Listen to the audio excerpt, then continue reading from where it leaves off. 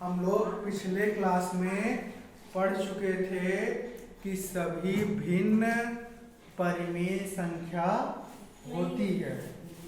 क्या सीखे थे? सभी भिन्न परिमेय संख्या होती है, लेकिन सभी परिमेय संख्या भिन्न नहीं होती है। जैसे 5/7 यह क्या है? भिन्न है। क्या है? और क्या है? परिमेय संख्या भी।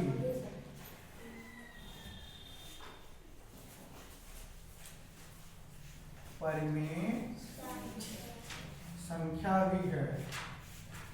अगर यदि लिख दिया जाए 5/7 यह भिन्न है? नहीं। यह भिन्न नहीं है।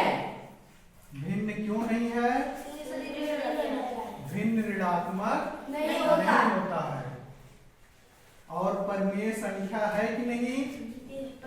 परिमेय संख्या है।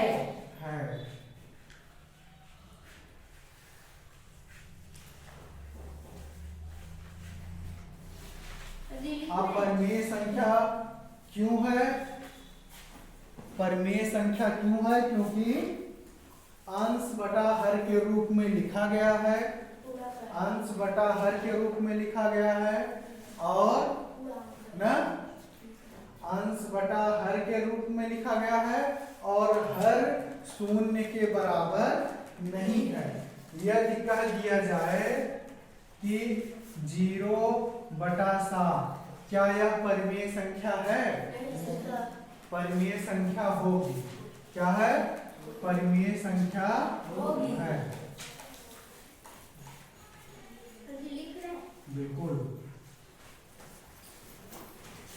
ये क्या है?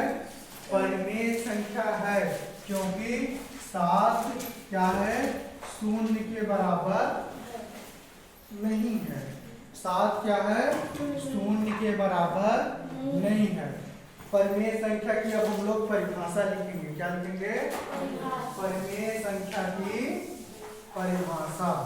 चलिए सब लोग लिखिए।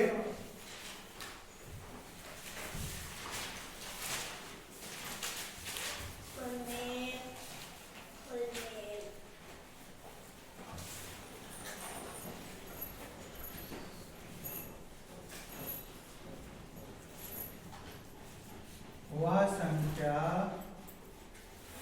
जिसे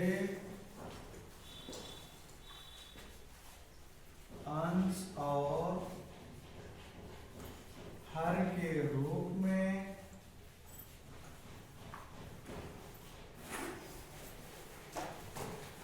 लिखा जा सके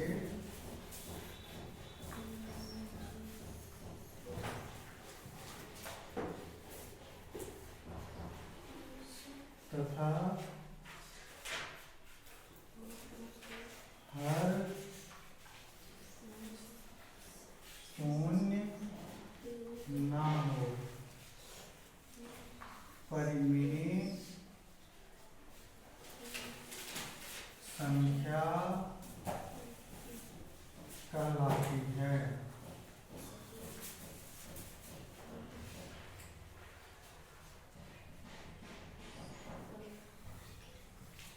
संक्षिप्त रूप में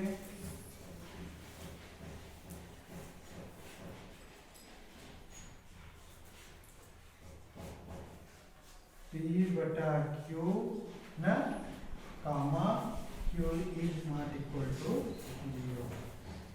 जैसे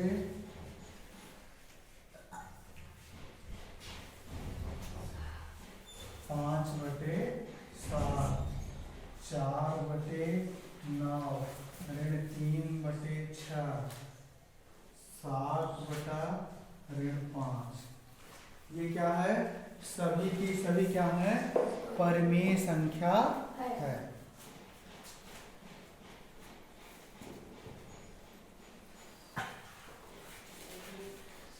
इतना सब लोग समझ गए? सब लोग ध्यान पूर्वक समझिए। परिमेय संख्या वह होती है जिसको अंश और हर के रूप में हम लिख सकते हैं। क्या कर सकते हैं? अंश और हर के रूप में लिख सकते हैं और हर शून्य के बराबर ना हो। मतलब अगर हर शून्य हो गया तब वह परिमेय संख्या नहीं हो सकती। पता चल गया सब लोगों को? और अंश शून्य हो जाए कोई दिक्कत नहीं। अगर अंश शून्य हो जाए, यदि अंश शून्य हो जाए तो कोई दिक्कत नहीं है, लेकिन हर शून्य नहीं होना चाहिए। समझ में आया? चाहे हर ऋणात्मक हो, चाहे अंश ऋणात्मक हो, चाहे दोनों ऋणात्मक हो। इतना समझ में आया? क्या होगा? परिमेय संख्या होगा। इतना आया समझ में? अब हम एक प्रश्न देने चल रहे हैं।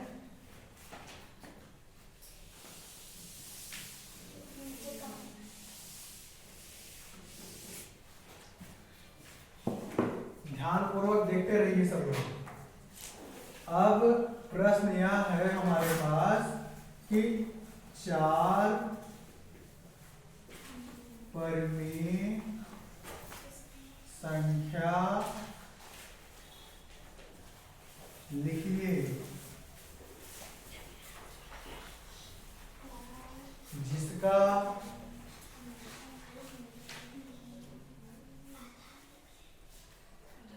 हर ऋणात्मक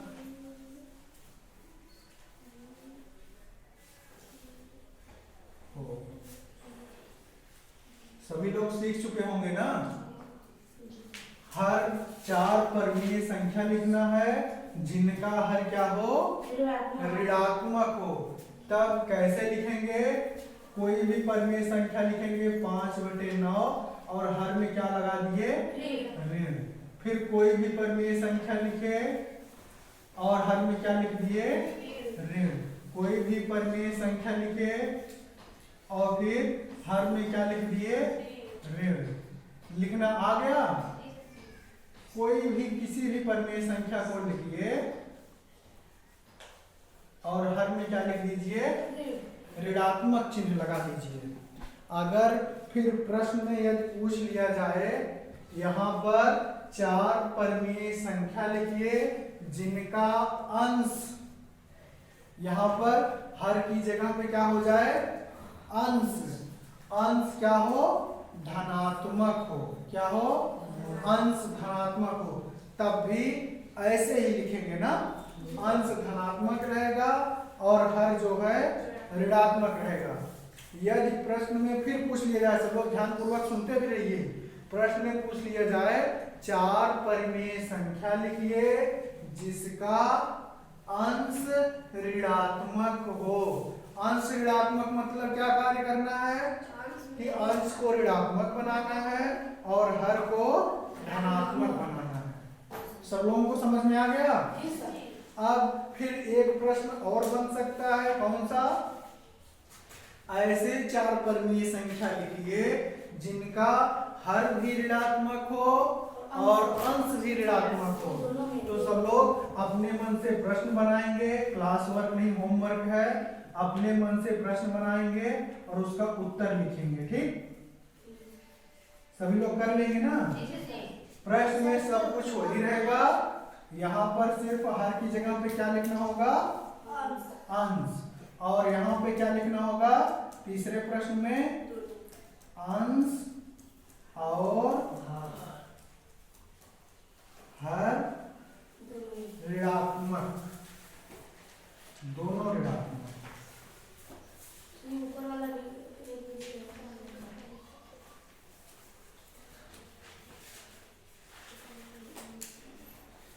तीनों प्रश्न समझ में आ गया? फिर दूसरा प्रश्न है जिसका अंश क्या हो? ऋणात्मक हो। पूरा प्रश्न वैसे ही रहेगा। उत्तर में क्या कार्य करना है? जैसे ये लिखा है ऐसे भी लिख सकते हो, अपने मन से भी लिख सकते हो। इसके बाद क्या करना है? जो ऋण नीचे लिखा है इसको ऊपर लिख देना है। और नीचे वाले प्रश्न में क्या कार्य करना है? परिमेय संख्या लिखना है ना? परिमेय संख्या लिखना है। परिमेय संख्या लिखने के बाद हमें क्या कार्य करना है? अंश भी ऋणात्मक बनाना है, हर भी ऋणात्मक। इसका मतलब क्या हो गया कि हमें ऊपर अंश में भी ऋण लगाना है और हर में भी ऋण लगाना है। इतना सबके समझ में आ गया? चलिए अब आगे ध्यान पूर्वक सुनिए। अगला प्रश्न हमारा है कि क्या सभी पूर्णांक परिमेय संख्या होती है? प्रश्न लिखिए सब लोग आप ध्यान पूर्वक।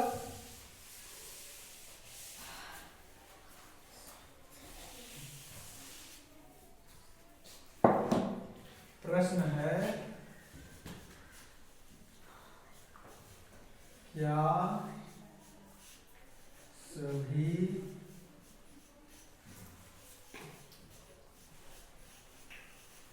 पूर्णांक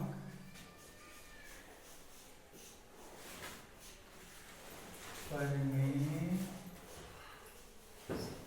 संख्या है? इसका उत्तर क्या होगा? क्या होगा उत्तर बताइए? क्या होगा? हाँ। क्यों? क्योंकि पूर्णांक कौन कौन सा होता है? 0, 1, 2, 3, 4, 5, 6 सब कुछ लिख सकते हो ना। अब ये पूर्णांक जो है ये परिमेय संख्या है कि नहीं है? इसको क्या लिख सकते हो? 0/1। इसको लिख सकते हो 1/1। इसको लिख सकते हो 2/1 ना।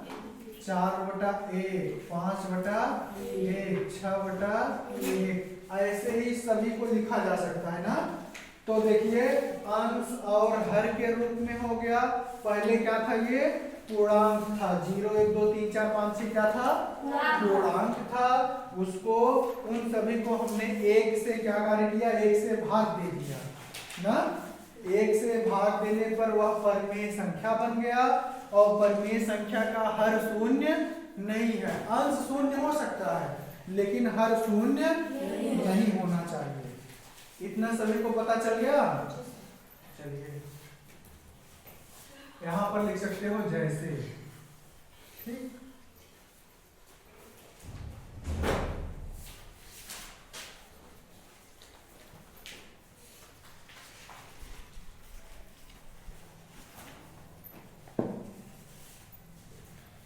अब अगला प्रश्न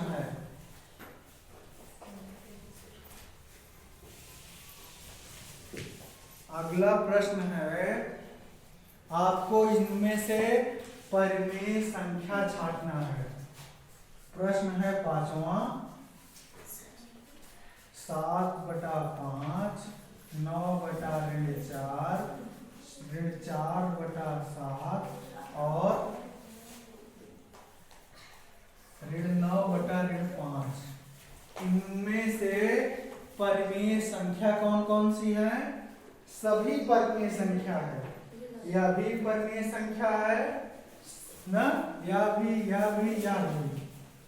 अब हम प्रश्न में पूछ रहे हैं इनमें कौन सी भिन्न है? इनमें कौन कौन सी भिन्न है? अब कौन सी भिन्न है? कौन बताएगा? देखिए जो भी धनात्मक होगा ऋण नहीं होगा वो क्या है? भिन्न होगा। क्या है भिन्न? क्या है? 7/5 भिन्न है।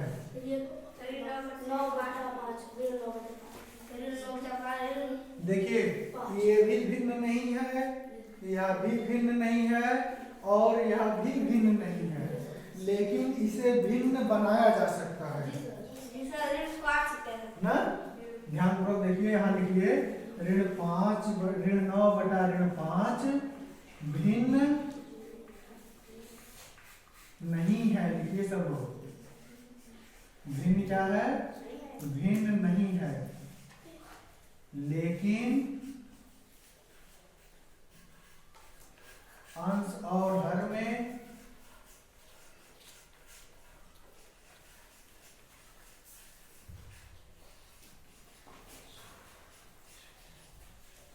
ऋण 1 से गुणा करके भिन्न बनाया जा सकता है।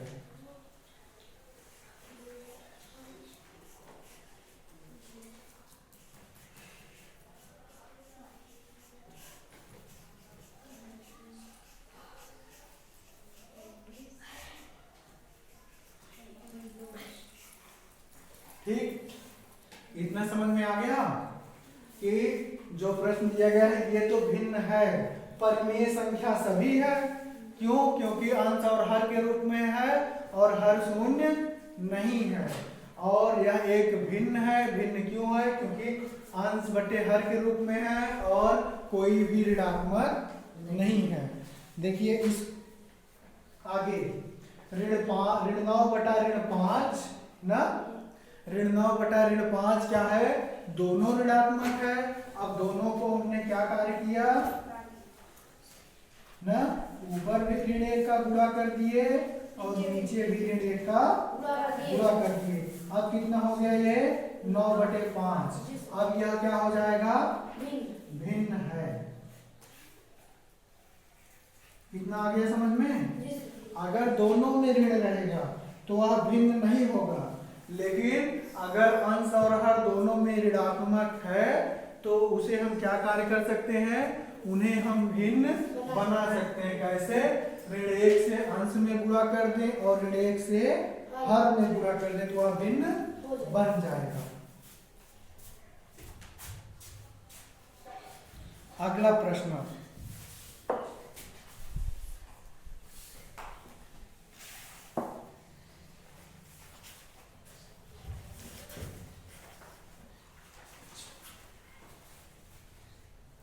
अगला प्रश्न,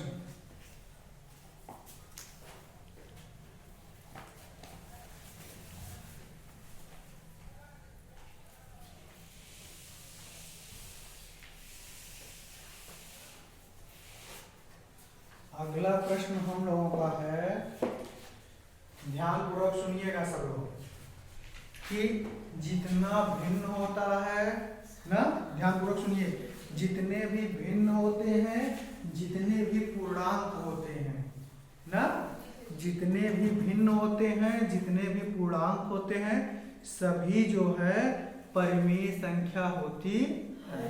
ध्यान पूर्वक एक बार फिर से सुनिए, जितना भिन्न होगा सभी भिन्न और सभी पूर्णांक क्या होंगे? परिमेय संख्या होंगे, लेकिन सभी परिमेय संख्या भिन्न नहीं होगी। देखिए यहाँ पर भी देखो, ये तो परिमेय संख्या है, 4 बटे ऋण 9 क्या है?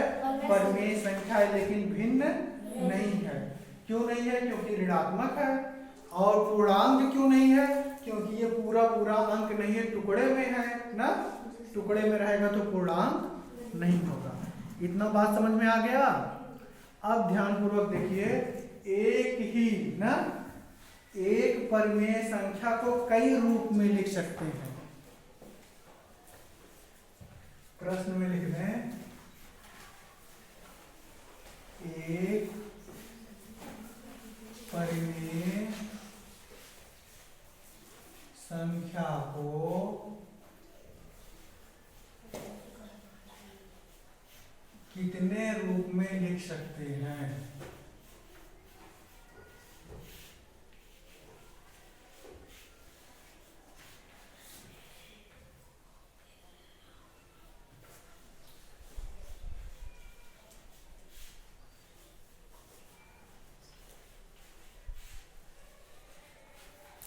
एक परिमेय संख्या को कितने रूप में लिख सकते हैं? उत्तर होगा अनंत। कितने रूप में? जैसे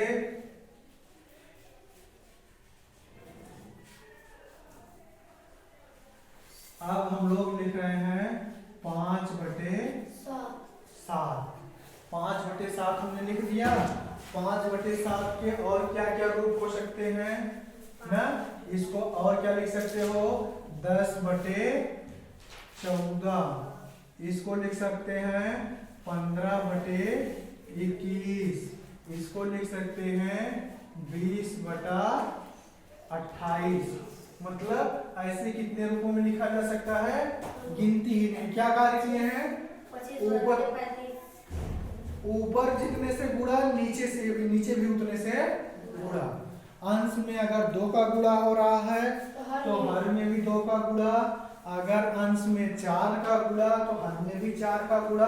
तो कितनी संख्याएं बना सकते हैं? जितनी संख्या से हम ऊपर गुणा करें उतनी संख्या से नीचे गुणा करें, मतलब लाखों संख्याओं से, कई लाख संख्या से हम गुणा कर सकते हैं। सब क्या होंगी? परिमेय संख्या। इतना पता चल गया, सब लोगों को जानकारी हो गई।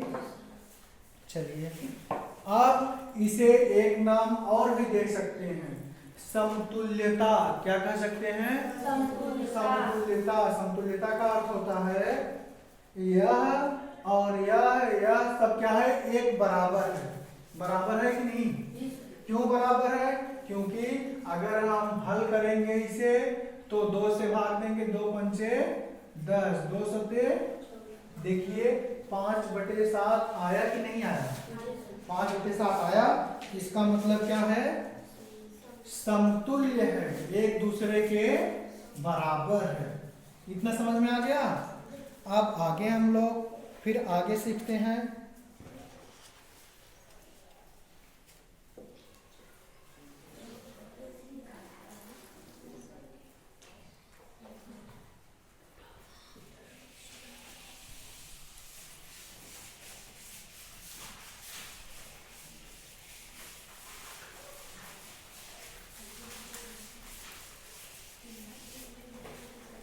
ध्यान पूर्वक सुनिएगा।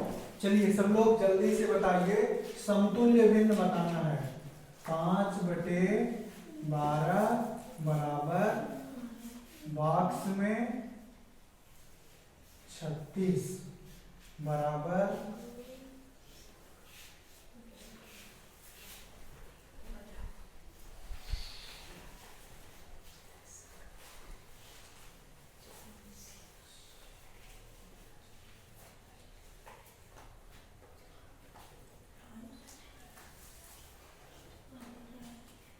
चलिए बहुत सरल सा दिए हैं, बहुत अच्छा और बहुत सरल ना।